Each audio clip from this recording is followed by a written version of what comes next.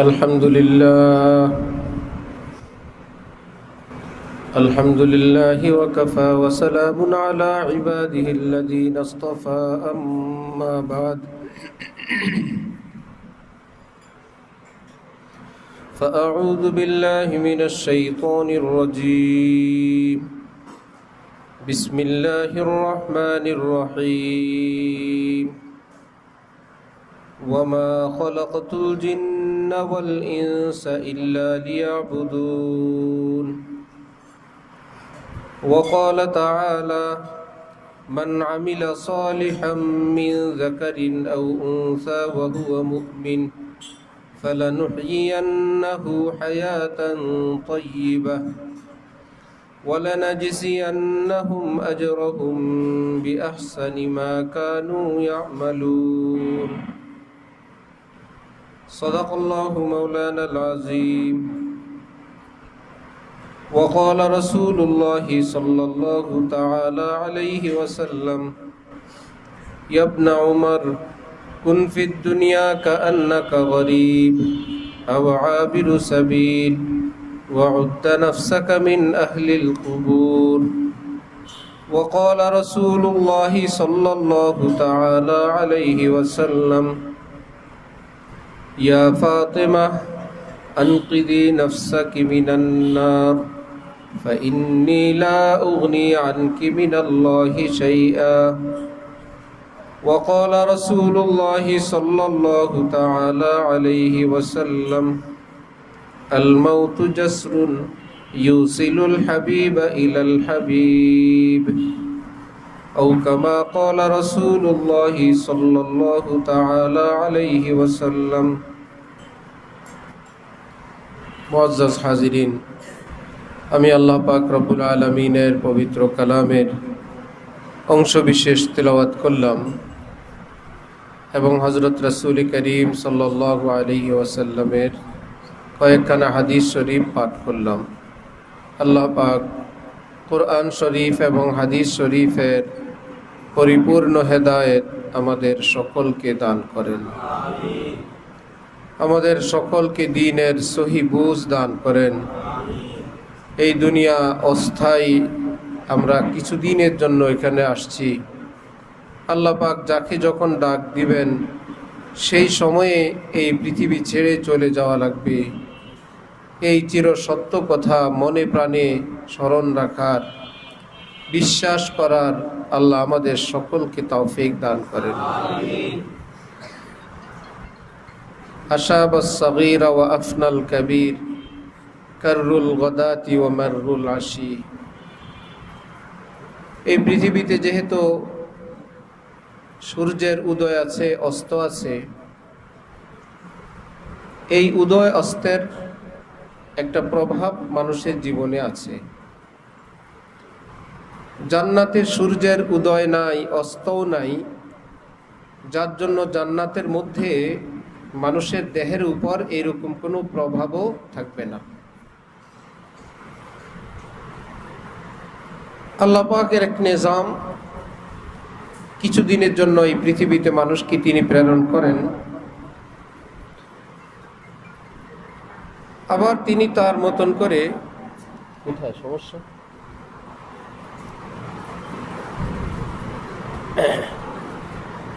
বন্ধ হয়ে গেছে।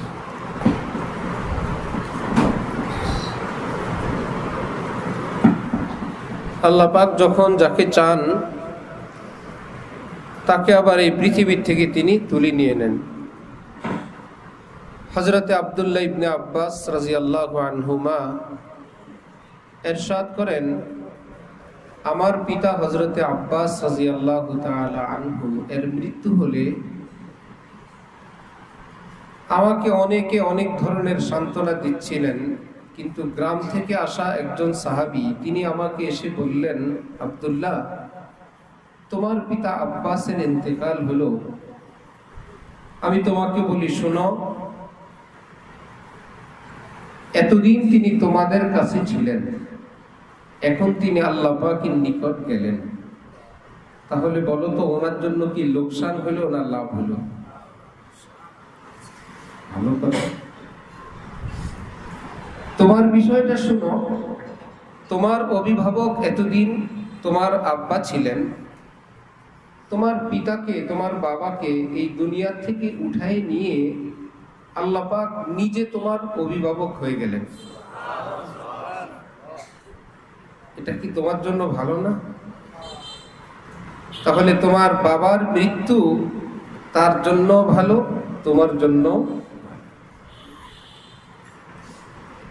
এক বাদশাহ হাজার রকমের রং তামাশা, প্ল্যান, প্রোগ্রাম, পরিকল্পনা, স্বাদ আনন্দের মাঝে মাঝেই বলে সবই ঠিক ছিল, মৃত্যুটাই মুশকিল, মৃত্যুটার কারণেই ঝামেলা পড়ে গেল। পাশের থেকে একজন বললেন, না, মৃত্যু তো রহমত। ভাই, কিসের রহমত? এসব আমার শেষ হয়ে যাবে মৃত্যু আসলে, রহমত কিভাবে হলো? তিনি বললেন, মৃত্যু যদি নাই থাকতো আপনার আব্বাও তো মরতেন না, আপনিও রাজা হইতেন না।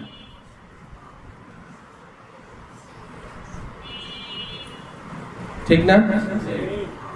মৃত্যু যদি নাই থাকতো তো বাবাও মৃত্যুবরণ করতেন না, আপনিও রাজা হইতেন না।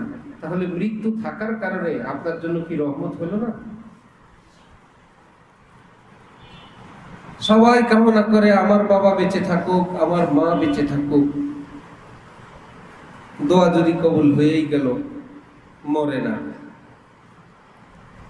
আবার মা বাবাও তো দোয়া করছিলেন, আমার মা বেঁচে থাকুক, আমার বাবা বেঁচে থাকুক। সেই দোয়াও যদি কবুল, তাহলে আমার মা বাবাও আছেন, দাদা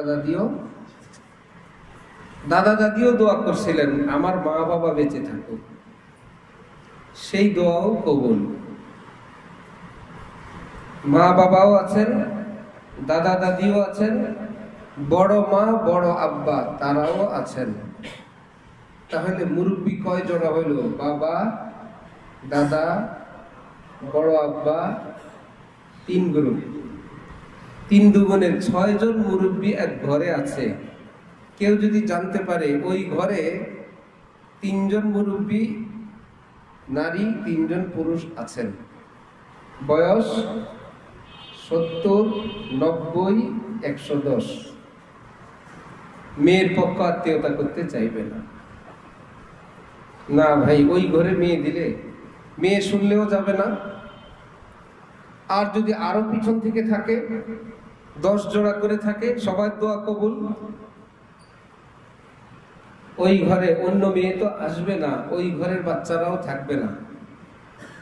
এদিকে কাশি, এদিকে পেশাব, এদিকে পায়খানা, এদিকে ডাক্তার, এদিকে অসুস্থতা, এদিকে এটা, এদিকে সেটা, একজনের অসুস্থ হইতো কিনা? তাহলে আল্লাহ পাক যে নিয়ে যান, এটা কি রহমত না?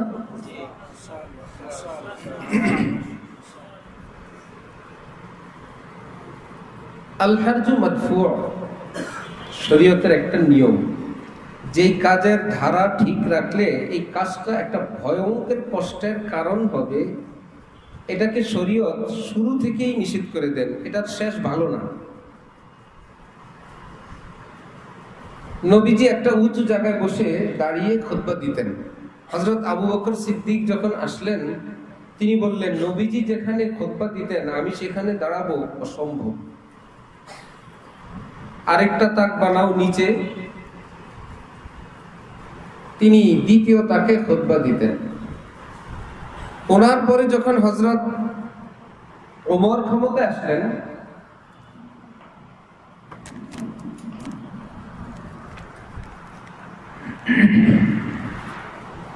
হযরত ওমর বললেন, চিনো আবু বকর সিদ্দিককে?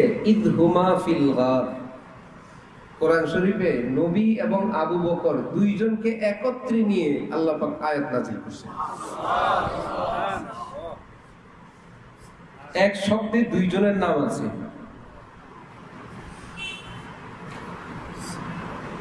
আবু বকর কোন নরমাল কেউ না, আমি ওনার জায়গায় দাঁড়াইতে পারবো না। হযরত ওমর বললেন, তাক আরেকটা বাড়াও। মিম্বরের তাক কটা হলো? নবীজি, আবু বকর সিদ্দিক, ওমরের। হযরত ওসমান যখন ক্ষমতায় আসলেন, বললেন, বাবারি, ওমরে চিনো? নবী বলছেন, আমার পরে নবী হলে ওমর নবী হইত। এমন বেটা, আবু বকর তো আবু বকর, নবী তো নবী। আমারও মন চায় তার আরেকটা বৃদ্ধি করি, কিন্তু ধারা যদি চালু থাকে, অব্যাহত থাকে, প্রত্যেক খতিব সাহেব নতুন করে একটা তাক বানান, তারপরে সে এসে দাঁড়ান, তাহলে ইসলাম তো চলবে শত শত বছর, হাজার হাজার বছর। তাকের অবস্থা কি হবে?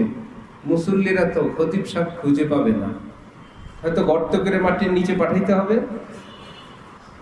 অথবা তাক অনেক উপরে উঠাই দিতে হবে। এটা কি একটা সহজ কাজ না কঠিন কাজ? আল হারজু মাদফু। ইসলামের একটা নীতি হলো, যেই ধারাটা চালু রাখলে কষ্ট হবে, ইসলাম এটা অপ্রয়োজনীয় হলে শুরুতেই দাফন করে দেন, লাগবে না। হযরত ওসমান বললেন, আদব অন্তরে থাকবে, তাক তিনটাই থাকবে, কিয়ামত পর্যন্ত আর তাক বাড়াবাড়ি চলবে না। মসজিদের তিন তাক, মিম্বরের কয় তাক? তিন তাক, এভাবে আসছে। আল্লাহু আকবার। বাবার মৃত্যু হলে মৃত্যুবার্ষিকী, আম্মার মৃত্যু হলে মৃত্যুবার্ষিকী, তাহলে দাদা কি দাদার হবে না? দাদার হবে কি না? আচ্ছা, দাদির হবে না? নানা নানির হবে না? এই কয়জনই শেষ? জোড়া জোড়া কয়জন আমাদের পিছনে, আমরা যে বংশ থেকে দুনিয়াতে আসছি, এরা কি 100-200 মানুষ না হাজার হাজার? সবার যদি একটা মৃত্যুবার্ষিকী হয়, এক এক দিনই কয়টা বার্ষিকী হবে? বছরে তো দিন 365টা, এক এক দিনে বার্ষিকী। কি মাঝে মাঝে পত্রিকায় দেখবেন ইতিহাসের এই দিনে, আছে না পত্রিকার একটা কলাম, ইতিহাসের এই দিনে কি কি করছিল, উল্লেখযোগ্য কিছু। তাহলে ইতিহাসের এই দিনে আমার বড় আব্বা মারা গেছিলেন, ওদিকে আমার খালা মারা গেছিলেন, ওদিকে আমার শ্বশুরের আব্বা মারা গেছিলেন, আমার দাদার বাবা মারা গেছিলেন, দাদার বড় আব্বা মারা গেছিলেন। ওরে বাবা রে, এ যদি হয় মৃত্যু দিবস, তাহলে এই এই তারিখে, এই 360-65 দিনের মধ্যে কেউ জন্মগ্রহণ করে নাই? এর ফাঁকে আবার কিছু জন্ম দিবস আর কিছু মৃত্যু দিবস।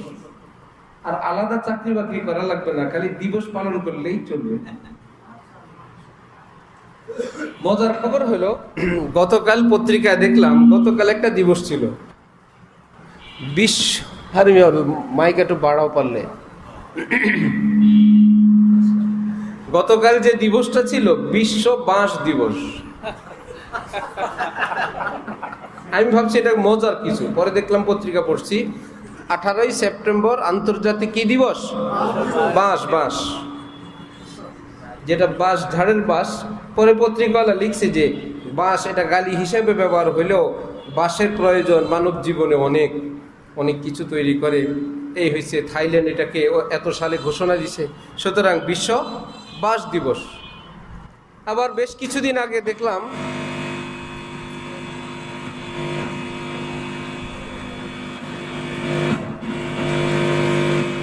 আশপাশে কোনো মোবাইল আছে? মোবাইল নিয়ে গেলেও যেতে বেশি দূরে থাকো। এর কিছুদিন আগে দেখলাম একটা দিবস ছিল বিড়ালকে একটু বেশি আদর করা দিবস। এরপরে যেগুলো আমাদের ভালো ভালো নামি দামি দিবস আছে সেগুলো তো আছে। এই জন্য এইরকম দিবস পালন করা ইসলামে নাই।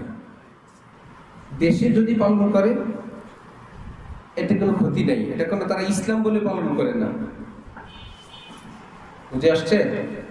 কোন রাষ্ট্র কোন বিষয়ের গুরুত্বের জন্য যদি কোনো কাজ করে, আন্তর্জাতিক ভাবে করে, সেটা কি ইসলাম মনে করে, আমল মনে করে, এতে কোনো ক্ষতি নাই। যারা আছে, যারা বাঁশ বিভাগের লোক, খোঁজ নিয়ে জানা যাবে। আমরা ঘুমায় আছি, বাঁশ দিবসে মাশাআল্লাহরা বিভিন্ন জায়গায় বাঁশ নিয়ে বসেছিল। মাসের সামানপত্র এই উপলক্ষে বিদেশে সাপ্লাই দিছে, কতজনে সহজে সরকার তাদেরকে লাইসেন্স দিছে, কয়েকজনে এলসি খুলছে। আমরা ঘুমায় থাকলে কি হবে? বাসনারা বাসার কাজ করছে ঠিকই, এটা আমাদের না। কিন্তু ইসলামের মধ্যে যখন চলে আসবে তখন আর কাউকে দেওয়া যাবে না, এটা সবার, সবাই পালন করতে হবে। এই জন্য ইসলামের জন্ম দিবসও নাই, মৃত্যু দিবসও নাই। আল হাজ্জু মাদফু। আল্লাহু আকবার। যাই হোক, হযরত আব্বাসের কথা থেকে আমরা চলে আসছি। তাহলে মৃত্যু আল্লাহ পাকের একটা রহমত। নবীজি বলেন মৃত্যু তো তুহফাতুল মুমিন, মুমিনের জন্য আল্লাহর পক্ষ থেকে উপহার। মৃত্যু আল্লাহর পক্ষ থেকে কি উপহার, আল্লাহ পাকের পক্ষ থেকে গিফট, হাদিয়া, যে তোমাকে মৃত্যু দিলাম, কিন্তু শর্ত আছে, মুমিন হইতে হবে। কোন মুমিনের মৃত্যু ইন্তেকালের খবর পাইলে আমরা কি পড়ি? ইন্না লিল্লাহি ওয়া ইন্না ইলাইহি। যে পড়ে সেও জানে না, যে শুনে সেও জানে না কি অর্থ। আমরা জানি যে দুঃসংবাদ পাইলে এরকম কিছু করতে হয়, শেষ। নিশ্চয়ই আমরা সকলেই লিল্লাহি, ইন্না নিশ্চয়ই আমরা সবাই, লিল্লাহি আল্লাহ। আমরা কাদের? আমাদের না আল্লাহ? আমরা স্বামী স্ত্রী একে অপরের, এটা দুনিয়ার জীবনে যতক্ষণ আছি এটা দায়িত্ব ভার থেকে, মহব্বত থেকে বলি, কিন্তু আসলে আমাদের মালিক স্ত্রী, স্ত্রীর মালিক আমি, না সবার মালিক আল্লাহ? শুধু আমি না আমার সন্তানরাও? শুধু সন্তান না, বাপ দাদাও। এই জন্য বহু বচনের সিগা ইন্না, আমরা যারা আছি, আমার উপরের, আমার নিচের, আমার সাইডের, লিল্লাহি আমরা সবাই আল্লাহ। ওয়া ইন্না ইলাইহি রাজিউন, নিশ্চয়ই আমরা সবাই তার কাছেই ফিরে যাব। খবর আসছে একজন ফিরে গেছে। ফিরে যায় কখন? যেখান থেকে আসে সেখানে যাওয়াকে কি বলে? কেউ যদি নতুন কোন জায়গায় যায় এটার নাম কি ফিরে যাওয়া না যাওয়া? মৃত্যুকে কোরআন হাদিস বলছে ফিরে যাওয়া। ভাই মৃত্যুর পরে মানুষ যায় না, ফিরে যায়। ফিরে যাওয়ার মধ্যে কথা আছে, তাহলে ওদিক থেকে আসছিল, ফিরে যায়, তো বোঝা গেল ওখান থেকে আসছে, আল্লাহর পক্ষ থেকে আসছিল, এখন আল্লাহর কাছে ফিরে যায়। একজন ফিরে গেছে, অমুকের মৃত্যু হয়েছে, ভাই ইন্না লিল্লাহি ওয়া ইন্না ইলাইহি রাজিউন, অর্থ তিনি ফিরে গেছেন, আমরাও সবাই ফিরব, আমরা সবাই ফিরব। হযরত থানভী রাহমাতুল্লাহি আলাইহি বলেন, তোমার একটা আলমারি দুই তাকের, বাহির থেকে তুমি যখন যেখানে যেটা পাও নিয়ে আসো, নিচের তাকে রাখো, মাঝে মাঝে কিছু জিনিসপত্র এখান থেকে উপরের তাকে উঠায় রাখো, তোমার ইচ্ছা মতো, কারো কিছু বলার অধিকার আছে? আলমারি আমার, ভিতরের সামান আমার, সিদ্ধান্ত সবাই বলবে ভাই ওনারটা উনি যেভাবে রাখেন তার ইচ্ছা। তিনি বলেন আল্লাহ পাকের একটা আলমারি আছে, ওইটার দুইটা তাক, এক তাকের নাম দুনিয়া, আরেক তাকের নাম আখিরাত।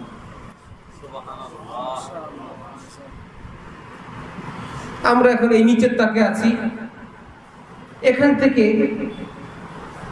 যাকে চাইবেন তিনি এখান থেকে তুলে নিয়ে যাবেন। এই জন্য মুসলমানরা শব্দ ব্যবহার করে কি? মৃত্যু না ইন্তেকাল? অর্থ স্থান পরিবর্তন। ইন্তেকাল অর্থ কি? স্থান পরিবর্তন। নিঃশেষ হয়ে গেছে তা না, এখানে ছিল আরেক জায়গায় গেছেন, তার মানে কি নাই না আছে? আছে, আরেক জায়গায় গেছে। যিনি মালিক তিনি নিচের তালা থেকে উপরের তালা নিয়ে গেছেন। এবার যদি মুমিন হয়, নবীজি বলেন কি আল মাউতু তুহফাতুল মুমিন, নিচের তাকে ছিল, এখানে তো আল্লাহকে দেখার কোনো সুযোগ ছিল না। যদি ঈমানদার হও, কবরে গেলে, জান্নাতে গেলে আল্লাহকে দেখতে পারবা, তাহলে আল্লাহকে দেখার পথে এক ধাপ অগ্রসর হয়ে গেলাম, তোমার জন্য মৃত্যু একটা উপহার। আল্লাহকে দেখার জন্য একটু কাছে চলে গেছে, যে জান্নাতের জন্য অপেক্ষায় ছিল, সেই জান্নাতের খুশবু পাওয়ার পথে চলে গেছে। হাদিসে পাকে আছে, খাঁটি মুমিনের যখন মৃত্যু হয় ফেরেশতারা এসে তাকে সালাম করেন, আসসালামু আলাইকা ইয়া ওয়ালি আল্লাহ, আল্লাহর বন্ধু আপনাকে সালাম। ইন্না রাব্বাকা ইউকরিউকা সালাম, আপনার প্রিয় রব আপনাকে সালাম বলেছেন। আপনার আল্লাহ আপনাকে সালাম বলছেন।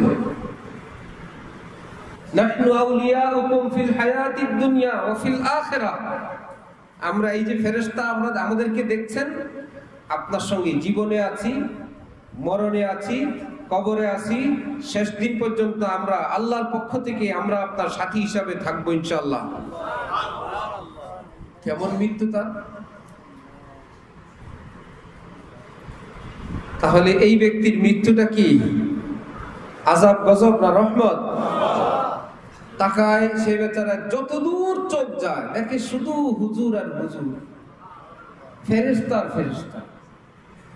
এইদিকে কেউ সালাম বলে, এইদিকে কেউ আল্লাহর সালাম বলে, সেই দিকে বেহেশতের নাজ নেয়ামত দেখা যায়, এইদিকে খুশবু আসে, সেই দিকে নূরানি ফেরেশতা দেখা যায়, মুস্কি মুস্কি হাসে। লা ইলাহা ইল্লাল্লাহ মুহাম্মাদুর রাসূলুল্লাহ। যে বলছিলাম আল্লাহর কাছে যাব, রওনা হয়ে চলে গেলাম। পরিবার পরিজনরা তোমরা ভালো থাকো, ঈমান নিয়ে থাকো, আমি আমার আল্লাহকে পেয়ে গেছি। এক সাহাবী জিহাদের ময়দানে গেছেন, যুদ্ধ করতেছেন, এর মধ্যেই তিনি জান্নাতের খুশবু নাকে পেয়ে গেছেন জীবদ্দশায়। শহীদের যে সুরা, সেটা যেন তার এখনই তিনি ঘ্রাণ পেয়ে গেছেন। হঠাৎ তিনি বললেন, ফুস্তু ওয়ারাব্বিল কাবা, কাবার রবের কসম আমি কামিয়াব, আমি সফল। কি ব্যাপার, কি বলেন? একটু পরে কাফেরের ভিতরে প্রবেশ করলেন, যুদ্ধ করতে করতে হঠাৎ এক কাফের এসে ওনাকে হামলা করছে, উনি শহীদ হয়ে গেছেন। একটু পরে শহীদ হবেন, এই মেসেজ আল্লাহ ওনাকে আগেই পাঠিয়ে দিয়েছে, তুমি কবুল, তুমি কামিয়াব। এর জন্য মৃত্যু তো আসবেই, আসবে না? আমরা মৃত্যু থেকে পলায়ন করি, মৃত্যু হাসে। হাসে এই বলে, তুমি পলায়ন করো নাই, তুমি আমার কাছে আসছো। 5 বছর রোগী অসুস্থ ঘরে, শেষে ছেলে পেলেদের পয়সা করি হলো, কোথাও থেকে বড় বিল পাইলো, আত্মীয় স্বজন কেউ বললো না না ওনাকে এভাবে ফেলায় রাখা ঠিক না, চিকিৎসা করার জন্য না, যত টাকা লাগে আমি দিব, ভালো মানুষ। হাসপাতালে নিয়ে গেছে, মারার জন্য না বাঁচার জন্য। পরের দিন ইন্তেকাল। অপারেশন ভুল হয়েছে কিংবা যে কোনো ভাবে, ভালো ছিল বাড়িতে, 5 বছর শুয়েছিল এই রোগ নিয়ে, কথা বলে ভালো আছে। তাহলে হাসপাতাল নিয়ে গেল, আজরাইল বলে, ও তোমরা মৃত্যু থেকে ভাগতেছ, এই বেচারা বাঁচায় ফেলবা। অ্যাম্বুলেন্স দিয়ে দৌড়াইতেছে, বলেন তো সে কি বাঁচার দিকে দৌড়াইছিল? রেজাল্ট দেখা গেল কিসের দিকে? মৃত্যুর দিকে, মৌতের দিকে দৌড়াইছে। যে আসো আসো, তোমার জন্য তো এত হসপিটালের অমুক বেডে তোমার মৃত্যুবরণের কথা, কোথায়? রোগী তো নাই। গিয়া ঠিক মতন শুয়ে গেছেন, হ্যাঁ একদম জায়গা মতো শুয়েছেন, এই জায়গায় মরার কথা। কেউ মাওয়া রোডের মরার কথা, সে দেশে এখানে বসে আছে, সে তার আব্বাকে বলছে, আব্বাটা মোটরসাইকেল কিনে দেন, মোটরসাইকেল কিনে দেন, দেয় না দেয় না দেয় না, মোটরসাইকেল কিনে দিচ্ছে। ঠিক যেখানে মরার কথা মোটরসাইকেল দেওয়া, ওই জায়গায় পৌঁছে গেছে। একজনের দোয়া চাইলো আমাদের কাছে, বেশ 1-1.5 বছর 2 বছর আগে, বললো এইদিকের কোনো ব্যবসায়ীর একটাই ছেলে, 17-18 বছর বয়স, বাবা মোটরসাইকেল কিনে দিছে, বিদেশ যাবে, পাসপোর্ট, নিজেই পাসপোর্ট আনতে গেছে, পাসপোর্ট অফিস থেকে একটু মোটরসাইকেল আগায় গেলে রাস্তার পাশে যে রেলিং লোহা, যে পাশে খোলা, ওখানে গিয়ে এমন ভাবে গলার নিচে দিয়ে ঢুকছে। আজরাইল তো সেখানে রেডি, যে আপনার এতটা বাজে এখানে থাকার কথা। জন্য মুমিনের একটা কঠিন ইয়াকিন, যেদিন যেখানে আমার মৃত্যু আছে ঠিক সেখানেই হবে, এর আগেও হবে না, পরেও অন্য জায়গায় হবে না। এই জন্য মুমিনদেরকে বলা হয় মুমিন মৃত্যুকে ভয় পায় না। কারণ মুমিন নিশ্চিত জানে আমার যেদিন যেখানে যেভাবে মৃত্যু আছে সেভাবেই হবে। পৃথিবীও যদি মারা যায় আমার হায়াত থাকলে আমি থাকবো। করোনায় কোন রিক্সাওয়ালা মারা গেছে আপনাদের এলাকায়? ঢাকায় আমরা শুনি নাই। আল্লাহ যদি কাউকে নিতেও পারে না, কিন্তু যেই ভয় আমাদেরকে দিচ্ছে সেই হিসাবে তরকারি দোকানদার, শ্রমিক, হসপিটালের যারা নিচের দিকের কাজ করে, চাকরি করে, যা করোনা রোগীদের সেবা যত্ন করে, করোনা রোগীদেরকে খাবার দাবার খাওয়ায়, নার্স, এগুলো তো সব মরার কথা, সব মরে যাওয়ার কথা না? একত্রে থাকছে, মরে নাই। কত আলাদা থাকছে, সে মরে গেছে।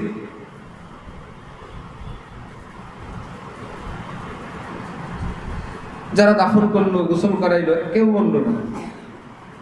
তার মানে মৃত্যু যেভাবে আছে সেভাবেই হবে। এখান থেকে পলায়নের কোনো ব্যবস্থা নাই। হ্যাঁ, চিকিৎসা করা সুন্নাহ।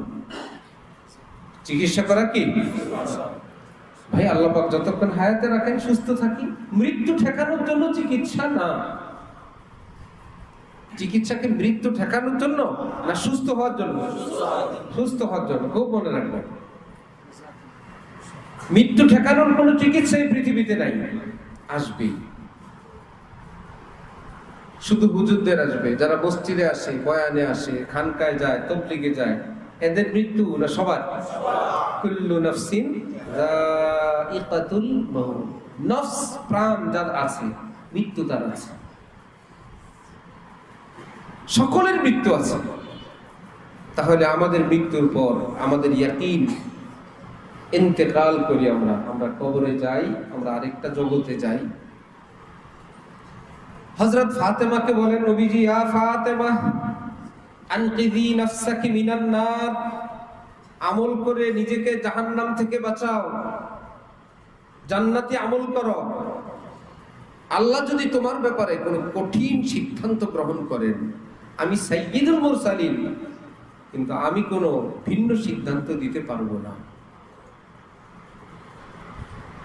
অথচ তিনি কে? ফাতেমা, সাইয়্যিদাতুন নিসাই আহলিল জান্নাহ, হাসান হোসেনের মা, নবীজির মেয়ে, হযরত আলীর স্ত্রী, জান্নাতি নারীদের সর্দার।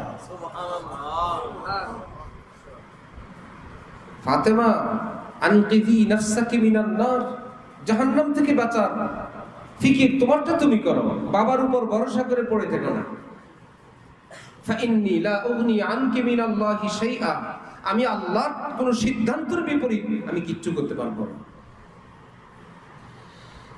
আল্লাহু আকবার। কোরআন শরীফে বারবার আল্লাহ পাক বলেন, লা তাজিরু ওয়াজিরাতুন বিজরা উখরা, কেউ একের বোঝা অন্য বহন করবে না। স্বামীর বোঝা স্ত্রী করবে না, স্ত্রীর বোঝা স্বামী বহন করবে না। দুজনে গল্প করে নামাজ পড়ছিল, এ পড়ে না, সে পড়ে নাই, সে পড়ে না, এ পড়ে নাই। একজনের মনে খুশি করার জন্য আরেকজন নামাজ পড়ে নাই। এমন জায়গায় চলে গেছে যেখানে নামাজ নাই, যেখানে পবিত্রতা নাই, যেখানে হালাল নাই। যার জন্য করছিল সে সেদিন সরাসরি বলবো, আমি তো জোর করিনি। দোষ যে দিব শয়তানের, আল্লাহ শয়তান এসা তেসা করাইছে। নবীজি আগেই ঘোষণা দিয়ে দিয়েছেন, শোনো, শয়তানকে আল্লাহ পাক রব্বুল আলামিন শুধুমাত্র কুমন্ত্রণা দেয়া পর্যন্ত ক্ষমতা দিলেন, তার আগে বাড়ার ক্ষমতা আল্লাহ পাক শয়তানকে দেন। কোনদিন কেউ বলতে পারবে না এটা শয়তান করাইছে, আল্লাহ পাক বলবেন না শয়তানকে আমি করানোর ক্ষমতা দিইনি। হ্যাঁ, তোমার মনে ঢালার ক্ষমতা আমি দিছি, বাস্তবায়ন তুমি করছো। এমনটা তুমি যদি চাইতে সেটা বাস্তবায়ন না করে বিপরীত অবস্থানে থাকার ক্ষমতাও তোমার ছিল। যদি শয়তানের ক্ষমতাই থাকে তাহলে কাউকে ভালো কাজ করতে দিবে? আজকে আমাদের মজলিসে আসতে দিত আমাদেরকে? শয়তানকে আমরা আসি এটা কি চায়? আমরা তো চলে আসছি। সে বলছিল বয়ান শুনে কি লাভ? মাথার মধ্যে, মনের মধ্যে শয়তান কি বলছিল? বয়ান শুনে আমল করা দরকার। আবার বলে, আরে ভাই বয়ান শুনে আস্তে আস্তে দেরি হয়ে যাবে, ফজর পড়া লাগবে না। মুফতি ইবলিস অনেক সময় আস্তে আস্তে ঘুমাইতে ঘুমাইতে 12টা বাজে। হ্যাঁ, আবার বলবে, আরে ইউরোপে গেলাম, আমেরিকা গেলাম, সৌদি আরব 23 বছর থাকলাম, এই ধরনের ওয়াজ মাহফিল তো দেখিনি। মুফতি ইবলিস এগুলো বলতে পারবে, আসলে তো দেখি তো নেই এগুলো কি, এই সমস্ত কথা, কত কথা ঢালবে, কিন্তু সব শোনার পরে, মনে আসার পরে সুন্দর করে জামাটা হাতে নিয়ে উঁচু করে টুপি পরে চলে আসছে। শয়তান পিছনে পিছনে কত চেষ্টা করলো, আল্লাহ পাক বলেন আমি শয়তানকে আমার বান্দার মোকাবেলা করার ক্ষমতা দিইনি। সোজা মসজিদে চলে যেতেছে, টাকা খরচ করে হজে চলে যেতেছে, নিজের ঘাম ঝরানো পয়সা দান করে দিচ্ছে। শয়তান কি চায়? শয়তান জ্বলতে থাকে, চলো। হ্যাঁ, কত ওয়াজ, কত হাদিস, ফজরের হাদিস, সৌদি আরবের হাদিস, মাসআলা মাসাইল। আরে ভাই, হুজুরদের মধ্যে বহুত দলাদলি, এখন আবার যাবা, আবার কোন দল কোন মার্কা ভোট দিতে বলে আরেকটা ঝামেলা, করে থাকো। অথবা বলবি ইন্টারনেটে সব পাওয়া যায়, নেটে এখন কি আছে, সব আছে, সব আছে, কিন্তু মাগার মোবাইল চাপলে মধু মিষ্টি লাগবে না, মধু দেখবেন, মধুর মিষ্টি কি মোবাইলে আছে? আগুনের গরম কি মোবাইলে আছে? তো বললেন যে মোবাইলে সব আছে,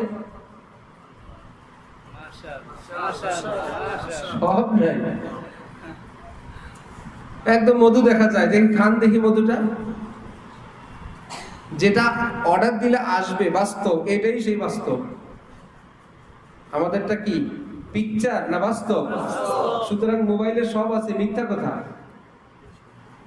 দুধ দেখা যায় খাওয়া যায় না, মধু দেখা যায় খাওয়া যায় না, পুকুর দেখা যায় গোসল করা যায় না, বউ দেখা যায় বিয়ে করা যায় না, ঠিক না? সব আছে, এগুলো মিথ্যা। এটা ওয়াসওয়াসার একটা অংশ,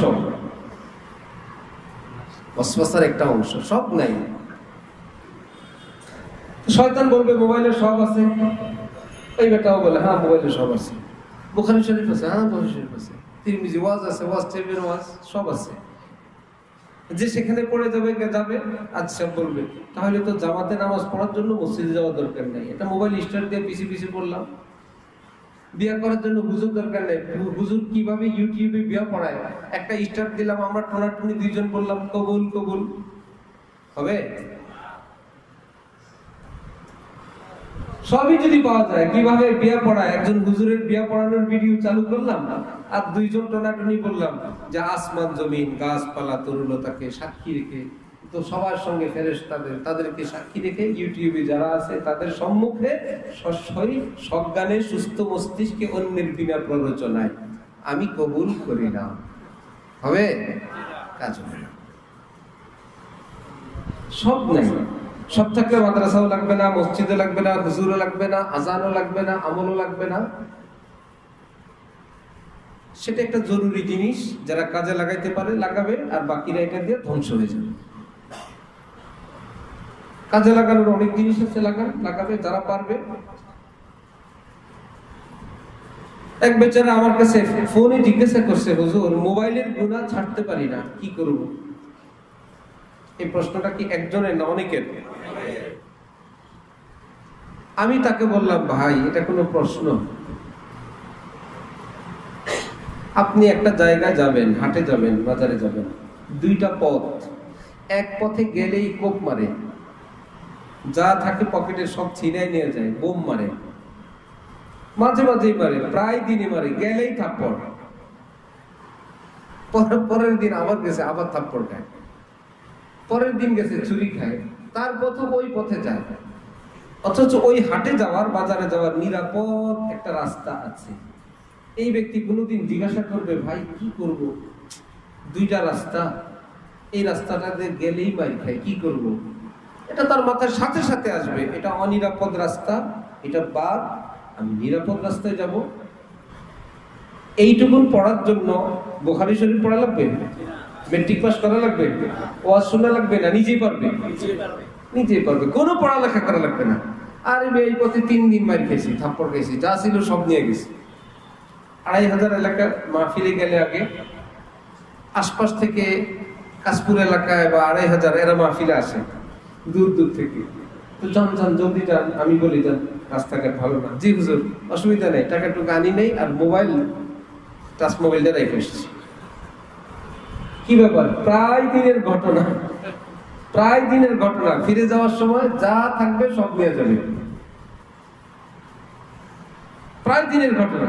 তো সেই বেচারা যেহেতু জানে মোবাইলটা রেখে আসছে, টাকাও রেখে আসছে, বললাম এইটা, বললো না, কিছু না থাকলে আবার মারে। এই জন্য একটা মোবাইল নিয়ে আসছে আর অল্প স্বল্প কিছু টাকাও নিয়ে আসছে। সবারই তো একটা হাত খরচ আছে না, সার্ভিসিং চার্জ। তো যেই পথে মারে, আমি তো আরেকটা পথে চলবো, তাহলে মোবাইল এক নম্বর কথা। তো এটা সবার প্রয়োজন নাই। অনেক মানুষ আছে তার যদি মোবাইল না থাকে কোনো অসুবিধা নেই, যতটুকুন অসুবিধা এটা সহনীয়। গরমে কি একটু কষ্ট হয় না আমাদের? এটার নাম সহনীয়। শীতে কষ্ট হয়, সহনীয়। ধুলাবালিতে কষ্ট হয়, সহনীয়। খাদ্যে ভেজাল, সহনীয়। রাস্তাঘাটে চোর ডাকাত, আমরা এটা শুয়ে নিছি, যেটা শোয়া যায় এটা সহনীয়। মোবাইল না থাকলেও কিছু কষ্ট হবে, যার এটা সহনীয় সে শুয়ে নিবেন। সবসময় মনে রাখবেন, আনকমনের দাম বেশি। বর্তমানে মোবাইল থাকা আনকমন না না থাকা আনকমন? আনকমনের দাম বেশি। আপনি একটা ভিন্ন রকমের রাজা হন। হ্যাঁ, আমার একটা ভাইয়ের আছে, আমার বাসায় আছে, যার দরকার আমি সব জায়গায় বলে রাখছি। সারাদিন কি কাজ? সকাল দুপুর বিকাল। আমি যে অফিসে থাকি, অফিসে আছে, বাসাওয়ালাদেরকে নাম্বার দিছি, কোন দুঃসংবাদ হইলে এই নাম্বারে জানায়। আল্লাহ ভরসা। মোবাইলও নাই, চার্জারের ঝামেলা নাই, চুরিও নাই, রিচার্জও নাই, নেটও নাই, টাচও নাই, অঘোষিত রাজ আসে। কিন্তু প্রয়োজন এটা সহনীয় না। একজনের, 100 জনের, 1000 জনের না লাগবে। রাস্তাঘাট, বউ বাচ্চা, অফিস আদালত, আমার একটা মোবাইল লাগবে। তাহলে মোবাইল লাগলে একটা বাটন মোবাইল নিয়ে নেন, হয়ে গেল, ঝামেলা শেষ। এটা তো মাসআলা জিজ্ঞাসা করার বিষয় না, কারণ এটা এমন একটা বিষয়, এটা না হইলেও আমার জীবন চলে, কিন্তু সেটা হইলে সেটা আমাকে জাহান্নামে নিয়ে যায়। এটা তো মাসআলার বিষয় না। এই জন্য কোরআন শরীফে রব্বুল আলামিন জায়গায় জায়গায় বলেন, আফালা ইয়াকিলুন, এদেরকে আমি আকল দেই নাই, এরা কিছু বুঝে না। আফালা তাকিলুন, তোমরা কিছু বুঝো না। মুফতি সাহেব কি সাথে সাথে থাকবে? তোমার সব সময় থাকবে না। নৌকা ছেড়ে দিলেও তো মানুষ নৌকায় উঠে, লঞ্চ ছেড়ে দিলেও লঞ্চে উঠে না। ট্রেন ছাড়ার পরও 1-2 জন লাফ মেরে উঠে। এই জন্য কি উঠতেই থাকে? ছাড়ার আধা ঘন্টা পরে উঠে। ওই সময় দাঁড়ায় মুফতি সাহেবের কাছে জিজ্ঞেস করবেন, আব্বারে জিজ্ঞেস করবেন, আব্বা ঘাটের থেকে নৌকাটা ছেড়ে দিছে, এখন উঠবো কিনা? আব্বা বলতে পারবে, আকল আল্লাহ পাক সাথে দিয়েছেন, ইনস্ট্যান্ট নগদ সিদ্ধান্ত নাও যে যেইটুকুন ফাঁকা আছে তুমি লাভ দিয়ে উঠতে পারবা কিনা। পারলে উঠো, না হলে না উঠো। কোনো মুফতি, কোনো আব্বা, কোনো বউ বাচ্চা, কোনো উপদেষ্টায় কাজ হবে না। এই আকল আল্লাহ পাক সাথে দিয়ে দিয়েছেন। গরুর সামনে আপনি একটা লাঠি ঘুরাবেন, আগুন ঘুরাবেন, দেখবেন গরু মাথা ফিরে ফেলছে অথবা চোখ বন্ধ করে ফেলছে। গরুকে কে পড়াইলো? নিজের আত্মরক্ষার জন্য এইটুকুন বিদ্যা আল্লাহ পাক গরুকে দিয়ে দিয়েছেন। যেই গরু গুতা মারে, লাঠি মারে, সেই গরুর বাচ্চা হয় না? গুতা লাঠি মেরে বাচ্চাকে মারে, এটা আমার বাচ্চা, এটা মারা যাবে না। এই জন্য আল্লাহ পাক দিলেন আকল, আল্লাহ পাক দিলেন শরীয়ত, আল্লাহ পাক দিলেন আলেম ওলামা, আল্লাহ পাক দিলেন নবী রাসূল। তারপরেও যদি কেউ না চলি, কিছুই করার নাই। আল্লাহ আমাদেরকে দ্বীনের সহি বুঝ দান করেন। শয়তান থেকে আমরা চলে গেছি বহুত দূর। শয়তানকে মানুষকে ভালো কাজ থেকে বিরত রাখতে পারে না। কি করতে পারে? ওয়াসওয়াসা দিতে পারে। কি দিতে পারে? সেই ওয়াসওয়াসা, কুমন্ত্রণাকে বাস্তবায়ন করা না করার ক্ষমতা আল্লাহ পাক বান্দাকে দিয়ে দিয়েছেন। করবা কি করবা না তোমার সিদ্ধান্ত। যার জন্য কিয়ামতের শাস্তি হবে শয়তানের না মানুষের? শয়তান দূরে বেড়ায় বলবে, আপনি জানেন আমি কতটুকুন ক্ষমতার মালিক, আমি দূর থেকে ফোকাস দিছিলাম, যা করার আপনার বান্দাই করছে। এমন কি কোরআন শরীফে শয়তান কিয়ামতের দিন কি বলবে, কোরআন শরীফ আল্লাহ আগে অ্যাডভান্স সেটা নাযিল করে দিয়েছেন।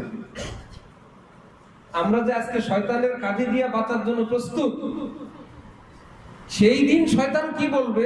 আল্লাহ পাক কোরআন শরীফে আয়াত নাযিল করলেন কি, ফালা তালুমুনি, আমাকে ধিক্কার দিবেন না, ওয়ালুমু আনফুসাকুম, নিজেকে নিজে ধিক্কার দেন, আপনি করছেন, আমি করাই নাই, আল্লাহ আপনার সাক্ষী। আল্লাহকে সামনে রেখে শয়তান বলবে ফালা তালুমুনি, আমাকে ধিক্কার দিবেন না, তিরস্কার করবেন না, আমি কিছু করছি, আমি বলছি, আপনি বললেন কেন?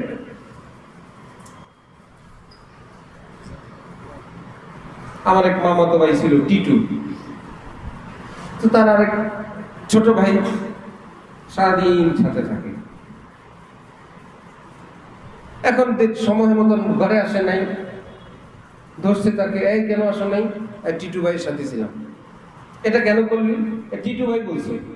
তো ঘরের থেকে বলতো, আমরা শুনতাম, টিটু গু খাইতে বললে খাবি? সারাদিন কেবল টিটু টিটু টিটু, টিটু বললেই তুই করবি, টিটু যদি গু খাইতে বলে খাবি কেন? যেই টিটু তোকে যা বলে তাই শুনো। টিটু যদি বলে একটু পায়খানা খাও, ওই সময় তো বলবো না না না আমি পায়খানা খাবো। সুতরাং বোঝা গেল টিটুর কিছু শুনতে হবে, কিছু শোনা যাবে না। এইটুকুন তো বুঝ সবার আছে। আমাকে দিয়ে শয়তান করেছে, শয়তান তোমাকে জাহান্নামে নিলে তুমি জাহান্নামে যাবে, আল্লাহ রসুলের বিরুদ্ধে বলাইলে তুমি বলবা, আলেমদের বিরুদ্ধে বলাইলে তুমি বলবা, আফালা তাকিলুন, কিছু নাই। আল্লাহ আমাদেরকে, আমরা অল্প কয়েকদিনের জন্য এই পৃথিবীতে আসছি, এ কথা মনে রাখা তৌফিক দান করেন। যারা গ্রামে যান, নতুন এলাকায় যান, অনেকদিন পরে হঠাৎ দেখবেন জোয়ান মানুষগুলো বুড়ো হয়ে গেছে। বুড়োরা অনেকে নাই, অনেক যুবক নাই, কম বয়সী নাই, বিভিন্ন বয়সী নাই, এরকম খবর আসে না? আমাদের এক পীর ভাই অনেক বড় শিক্ষিত, নিউজিল্যান্ডে ছিলেন, আরবি জানেন, উর্দু জানেন, ইংরেজি অনর্গল জানেন, বড় ব্যবসায়ী। হযরত ওয়ালা যতবার হজে যান, উমরা যান, প্রায় আছে, পাকিস্তান গেলেও সাথে আছে। প্রতি জুমায় আসেন জামালপুর থেকে, ময়মনসিংহ জামালপুর থেকে জুমা পড়তে আসেন ঢালকানগর। প্রত্যেক জুমায় আসেন, এসে একটা জায়গায় ওখানে বসেন। অ্যাক্টিভ সাথী, শিক্ষিত, ভাইও নাই বোনও নাই, এক বাবার এক ছেলে, আমাদের বয়সী বা একটু কম বয়সী। হঠাৎ রাতে 12টার খবর আসলো, বিবিকে বলছে যে মশারি টানায় দাও, ঘুমাবো। একদম সুস্থ। একদিন আগে খানকা এক সাথীর কাছে রেকর্ডিং পাঠাইছে, আমার 2 বছরের বাচ্চা আর আমি জিকির করতেছি, এই তো আমাদের জিকিরের আওয়াজ, রেকর্ডিং এর আওয়াজ। আমার বাচ্চা আলহামদুলিল্লাহ আমার সাথে এখন জিকির করতে পারে।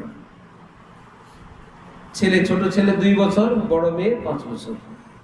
এই বাচ্চা, ভাইও নাই বোনও নাই, বাবা ছেলের ইন্তেকাল হয়ে গেছে। এই রাতের কিছুক্ষণ পর খবর আসলো দুনিয়ার থেকে চলে গেছে। কে কল্পনা করছিল জীবনে? 8 বছরের সংসার, ছোট্ট মেয়েটা, 5 বছরের মেয়েটা, এই বাবার ইন্তেকাল হয়ে গেছে, মৃত্যু হয়ে গেছে, শুয়ে আছে। সে ঢাকার থেকে যারা গেছে তাদের কাছে গিয়ে বলে, আঙ্কেল আমার বাবা তো মৃত্যুবরণ করেছে, চিকিৎসা করলে তো ভালো হয়ে যাবে না? সুস্থ হয়ে যাবে, আর বাবা তো সুস্থ হয়ে যাবে। সহ্য করা যায়? তার মানে সে মৃত্যুটাও বুঝে না। এইটুকুন 2টা বাচ্চা। খোঁজ নেওয়া জানা গেল আত্মীয় স্বজনের কেউ কাছে ধারে নাই, বা এরকম নাই, কাফন দাফন করবে, জানাজার আয়োজন করবে, কেউ নাই। অন্যরা আছে, একান্ত আত্মীয় স্বজন, এইটুকুনও তার কেউ নেই। আল্লাহ পাকের হিকমত কোথায়? তার ইনভেস্ট সব ব্যাংকে লেনদেন হয়, কার্ডে লেনদেন হয়, আন্তর্জাতিক মানুষ। না জানে বুলা লে পিয়া কিস ঘড়ি, তো রহ যায় তখতি খড়ি কি খড়ি। আল্লাহ পাক সেই ভাইকে জান্নাতের উঁচু মর্তবা দান করে। এই বিবি বাচ্চাগুলোর জন্য আল্লাহ পাক উত্তম কোনো ব্যবস্থা করে দেন। অত্যন্ত প্রিয় মানুষ, অত্যন্ত আপন মানুষ, মানে স্মৃতি ভুলার মতো না। মনে হয় যেন যখন খবর আসছে আমার কাছে, তখনও মনে হয়েছে না, মানে এরকম আসি, একটু পরে ডাক্তার বলবে আসি। যখন জানাজা হবে তখনও মনে হয় যে একটু পর হয়তো নড়াচড়া দিয়ে উঠবে। কিন্তু সেই অকল্পনীয় বিষয়, সেটাই সত্য, তার মৃত্যুর এখন 1 সপ্তাহের মতন হয়ে গেছে। হযরত ওয়ালা করাচি বলেন, কবরে যখন কবরের বাসিন্দাকে সবাই মাটি চাপা দিয়ে যায়, যেন সেই ব্যক্তি কবর থেকে বলতে থাকে, দাবাকে কবর মে সব চল দিয়ে, না দোয়া না সালাম। আমার আপন জনেরা কবরে চাপা দিয়ে সবাই চলে গেলাম, একটু সালামও দিলা না, একটু মুসাফাও করলা না, ঘরের পাশেও রাখলা না, এত দূরে বাঁশ ঝাড়ে, পুকুর পাড়ে, অন্ধকারে, মাটির নিচে এরকম চাপা দিয়ে চলে গেলাম। ওই কবরবাসী পায়ের আওয়াজ টের পায়, আসে ধীরে ধীরে একদম শেষ ব্যক্তিটা যখন চলে যায়, যে যারা আসি দের মে ক্যা হো গয়া জামানি কো। 24 ঘন্টাও তো সময় কেউ নেয় না, নেয় কারণ এখন মৃত্যু হইলে আগামীকাল এই পর্যন্ত দুনিয়াতে রাখে না, দিনের বেলায় জানা যায়, দিনেই 5, 7, 8 ঘন্টা 10 ঘন্টার মধ্যেই জানাজা মানে কবর। এই জন্য আমার ভাইয়েরা, এরকম একটা চির সত্য বিষয় আমাদের সামনে, ডাক আসবে, চলে যাওয়া লাগবে, যে কাল করব, পরে করব, আগামী বছর করব, এটা অপেক্ষা না করা চাই। যারা আল্লাহ ওয়ালা হন, হুঁশিয়ার মানুষ হন, খুব সচেতন থাকেন, দেখতে দেখা যায় না, ভিতরে ভিতরে সাবধান। আল্লাহ ডাক দিলে রেডি, হিসাব নিকাশ লেখা আছে, বউ বাচ্চার সঙ্গে লেনদেন সাফ, পানা দেনা সব সাফ, কাউকে একটু কষ্ট দেওয়া থাকলে তার থেকে মাপ চেয়ে নিছি, কারোর সঙ্গে ওয়াদা থাকলে পূরণ করে নিছি, ঘরে আমানত থাকলে নিছি। আগের এক মন্ত্রী, তার বিবির মৃত্যু হয়ে গেছে, বাংলাদেশের এক উজির ছিলেন, মন্ত্রী সাহেব ছিলেন, তার স্ত্রী এতদিন তার ছেলে বলে, আমার আম্মা তার দাফন কাফনের টাকা তার নিজের টাকা থেকে রেখে গেছেন, বলছে যেহেতু বাবা মন্ত্রী, বলছে ওনার টাকা দিয়ে আমাকে দাফন করবো না, এগুলো আমার টাকা, এটাকে প্যাকেট করে গেছেন দান করার জন্য। তার মৃত্যুর পর ছেলে মেয়ে গরিব তাদের জন্য আলাদা আলাদা টাকা তার আলমারিতে প্যাকেট করা। মহল্লার মানুষ তার কাছে আমানত রাখতো, সে আমানতের টাকাগুলো আলাদা কাগজ লেখা, যেটা অমুকের আমানত, এটা অমুকের আমানত, এটা অমুক জায়গায় আমি দান করব, আমি যদি জীবদ্দশায় দিতে না পারি এটা অমুক মসজিদে দান করব। বলে যে তার নিজের কাফন দাফনের টাকা সহ সব তার আলমারিতে সাজানো।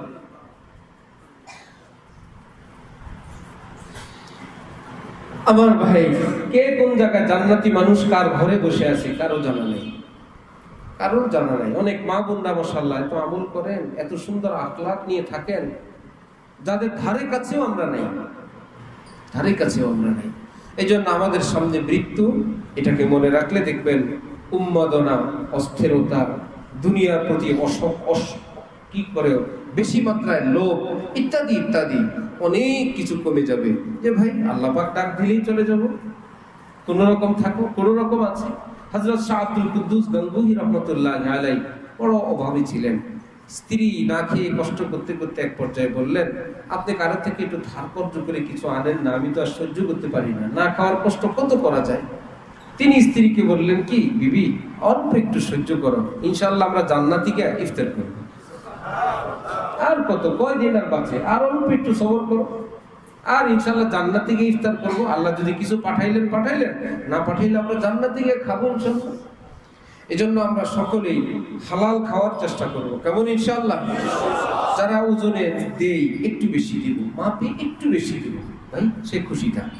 এই উসিলা যদি আল্লাহ আমাকে মাফ করেন, পাওনাদার যদি কেউ থাকে একদিন আগে, 1 ঘন্টা আগে তাকে পরিশোধ করব। যদি করতে না পারি তাকে নরম হয়ে তার থেকে সময় বাড়াবো।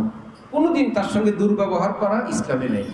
ভাই তিনি আমাকে উপকার করলেন, বাকি দিলেন, ধার দিলেন, তারটা আমি খেলাম, লাভবান হইলাম, সে এখন মিসকিনের মতো আমার কাছে ঘুরে। আমরা শুনতে থাকি টাকাদার জন্য যায় মিসকিনের মতো। ছোট ছোট ব্যবসায়ীরা উল্টা ধমক মারে, ভাই তিনি পয়সা দিলেন, তুমি ব্যবসা করলা, সে টাকার জন্য আসছে, লাভের জন্য তো আসে নাই, মূলধনের জন্য তার। হ্যাঁ আপনার আকল নাই, বুদ্ধি নাই, আজকে কি বার, দেশের কি অবস্থা, এগুলা কোনো মুমিনের কাজ না। আমার কর্তব্য আপনাকে দেওয়া, আমি দিতে পারি নাই, আমি পৌঁছাই দিব, চেষ্টা করবো ইনশাআল্লাহ। আমার মা বোনদের হক মোহর, এটা কি মৃত্যু হইলে, তালাক হইলে পায় না বিয়ে হইলে পায়? মোহর সবাই লেখে এই নিয়তে, যদি ঘটনাক্রমে ছুটে যায় তাহলে দিতে হবে না। ভাই মোহর নারীর বিয়ের অধিকার, বিয়ে হওয়ার সাথে সাথে 50% তার অধিকারে চলে যায়, বাসর হওয়ার সাথে সাথে 100% মোহরের মালিক আমার মা, আমার বোন। বাসর হয়ে গেছে, দুইজন একত্রে থেকে ফেলছেন, এখন পূর্ণ টাকা তিনি পাবেন। তালাকের সঙ্গে মৃত্যুর সঙ্গে কোনো সম্পর্ক নেই, পরিশোধ করে দেন, একদিনে না পারেন কিস্তিতে দিয়ে দেন। এটা আপনার একটা ঋণ। এগুলোকে কেউ গুরুত্বই দেয় না, কোনো আমলি মনে করে না। পাশাপাশি হাকিমুল উম্মত হযরত থানবী বলছেন, তোমার ঘরের যে কাজগুলো তোমার স্ত্রী আঞ্জাম দেয়, অনেকগুলো আছে যেগুলো তার উপরে দায়িত্ব নাই, তিনি অতিরিক্ত এই কাজগুলো করেন।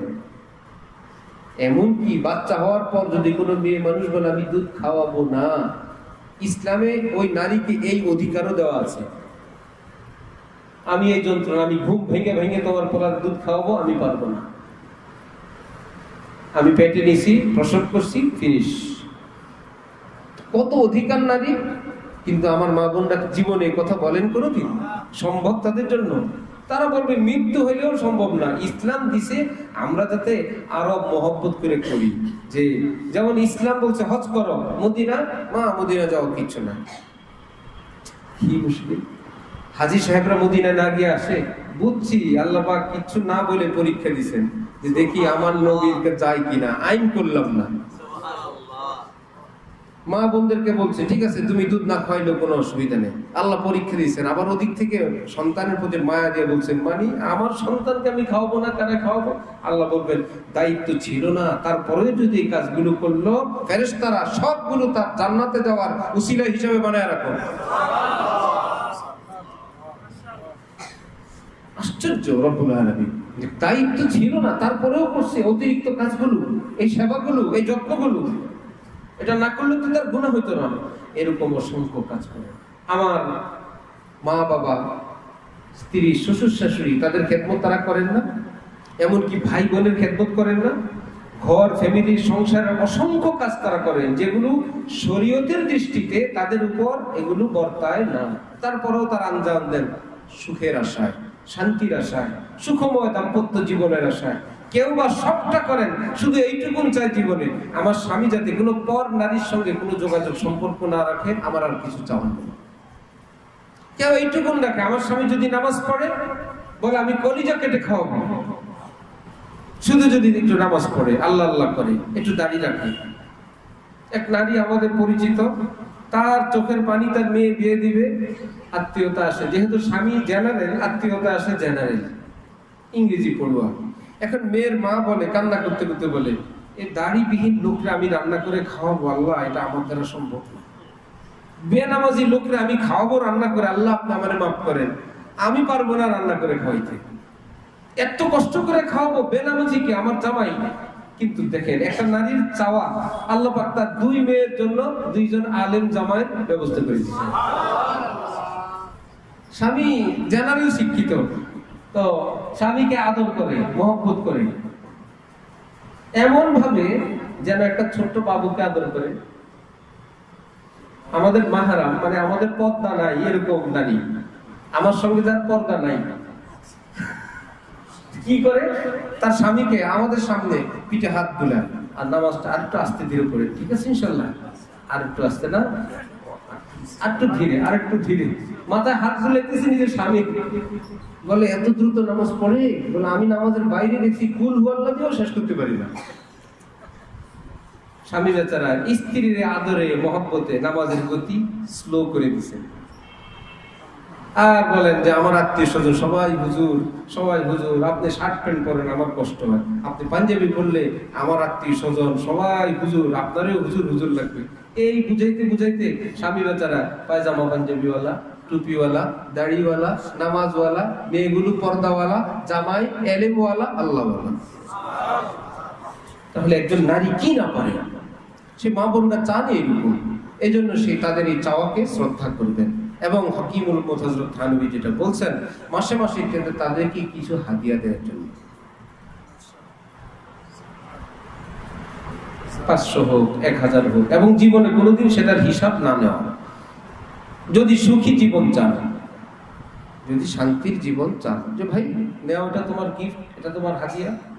হযরত ওয়ালা করাচি, যিনি এই যুগের থানবী ছিলেন, তিনি বলতেন সারাদিন তো বাইরেই গুড়গুড় করো, কত কিছু চোখের সামনে পড়ে না, কিছু কিনে নিতে পারো না। এত বড় সুফি সাহেব, এত বড় দরবেশ কুদৃষ্টি করে, এটা কোনো চিন্তা নাই। বিন নারীর সঙ্গে হাসে রসে, এটা নিয়ে কোনো চিন্তা নাই। স্ত্রীর সঙ্গে কিছু নিয়ে যাবে, অপচয় হবে, অপচয়। কত বড় পরহেজগার অপচয় থেকে বাঁচে। তো হযরত আলা করাচি বলেন, কুকুর খায় পায়খানা, পেশাব করার সময় পা উঠায় পেশাব করে, এই জন্য পেশাবের ছিটা না পাক। কত বড় বুজুর্গি। তুমি হাজার গুনাহ করো, সেগুলো নিয়ে কোনো তোমার টেনশন নাই। স্ত্রীর জন্য রাস্তা থেকে বুট, বাদাম, পেঁয়াজ, সিদ্ধ ডিম নিয়ে গেলে অপচয় হবে না সওয়াব হবে? সওয়াব হবে মিয়া। এক একটা বাদাম এক একটা তাবিজ না, লক্ষ তাবিজের চেয়ে বেশি পাওয়ারফুল এক মুঠ বাদাম। আচ্ছা দেখেন তো, যদি মহল্লায় কোনো স্বামী স্ত্রী বুড়া বুড়ি অনেক মহব্বত করে, একে অপরের পাগল, ফ্যামিলিতে ছেলে মেয়েদের কাছে, দাদা জন্য নাতিদের কাছে তাদেরকে অসম্মান করে না, সবাই সম্মান করে, যে এরা এই বুড়া বুড়ি পাগল। অনেক ছেলে মেয়েরা বলে আমার মা বাবা তো ওরে বাবা, একে অপরের পাগল, এরা ঘুমাবে না একজন আরেকজনের ছাড়া। তার মানে স্বামী স্ত্রীর মহব্বত এত পবিত্র, যে যত মহব্বত করে আল্লাহ তার ইজ্জত আরো বাড়ায় দেয়। তাহলে যুবক মানুষের কাছে একজন স্ত্রীর চাওয়া কত কত চাওয়া। এই জন্য ইসলামের নীতি তাদেরকে গিফট দেওয়া, এবং তাদের জন্য বুজুর্গানি দিন বলেন বাহির থেকে ভালো কোনো বস্তু নিয়ে যাওয়া। ঘরে বসেই তারা বলেন না আমার কথা মনে রাখে, আমরা বাইরে না গেলেও বাইরের সুযোগ সুবিধা ফ্যাসিলিটি আমাদের ঘরে সসম্মানে আসে। আল্লাহ আমাদেরকে তৌফিক দান করুন। এবং মা বোনদেরও উচিত যে ভাই কয়েকদিনের জীবন স্বামীকে শ্রদ্ধা করা, সম্মান করা, খেদমত করা, তাকে মুরব্বীর আসন সেটাকে সুরক্ষিত রাখা, যে তিনি অভিভাবক, তিনি রাগ, গুসা, অভিমান শাসন করার অধিকার ইসলামের পক্ষ থেকে রাখেন। সুতরাং আমি সেটা শোনার অধিকার রাখি, তিনি সেই অধিকার আমাকে ধমক দেওয়ার অধিকার রাখেন। উভয় যদি বলনেওয়ালা হয়, মানবে কে? ভাই একজনের শপথ পড়বে, শপথ পড়ানোর কেউ থাকে না দেশে, এর শপথ এ পড়াবে, এর শপথ এক জায়গায় যদি কেউ থাকে না, তাহলে কি হবে? মুশকিল হয়ে যায়। কেউ না কেউ থাকে বড়, যে ওই মুরব্বী তোমার শপথ পড়ায় দিবে। ঠিক ফ্যামিলির মধ্যে মুরব্বী হলো ইসলামিক দৃষ্টিতে স্বামী। হ্যাঁ, ক্ষেত্র বিশেষ স্ত্রীদের বুদ্ধি বেশি থাকে, কৌশল বেশি থাকে, বিভিন্ন ইত্যাদি ইত্যাদি বেশি থাকে। সেই ক্ষেত্রে একে অপরের সহযোগিতা নিয়ে বাচ্চাদের জীবন, নিজেদের জীবন সুন্দর করার চেষ্টা করব। আল্লাহ আমাদেরকে তৌফিক দান করুন। খোলাসায়ে কালাম, সার কথা হলো আমরা আসছি পৃথিবীতে, আজকে এখানে, আগামী মজলিস পর্যন্ত কার হায়াত আছে কারোর জানা নাই। আগামী বছর পর্যন্ত কার হায়াত আছে কারোর জানা নাই। এই জন্য যে যে বয়সের মনে প্রাণে এই কথা ইয়াকিন রাখি, স্মরণ রাখি, আল্লাহ পাক ডাক দিলে চলে যাব। সুতরাং কাজা নামাজগুলো শুরু করে দিই। কারো হক থাকলে পরিশোধ করে দিই, কারো কাছে মাপ চাওয়ার থাকলে মাপ চেয়ে নেই, মা বাবাকে কষ্ট দিয়ে থাকলে আজকেই খুশি করে ফেলি, ইত্যাদি ইত্যাদি। অর্থাৎ মৃত্যুর একটা প্রস্তুতি। তখন দেখবেন সমাজ সুন্দর, ঘর সুন্দর, বাড়ি সুন্দর, স্বামী স্ত্রী সুন্দর। আল্লাহ আমাদের সবাইকে তৌফিক দেন, কবুল করেন। ওয়া আখিরু দাওয়ানা আলহামদুলিল্লাহি রাব্বিল আলামিন।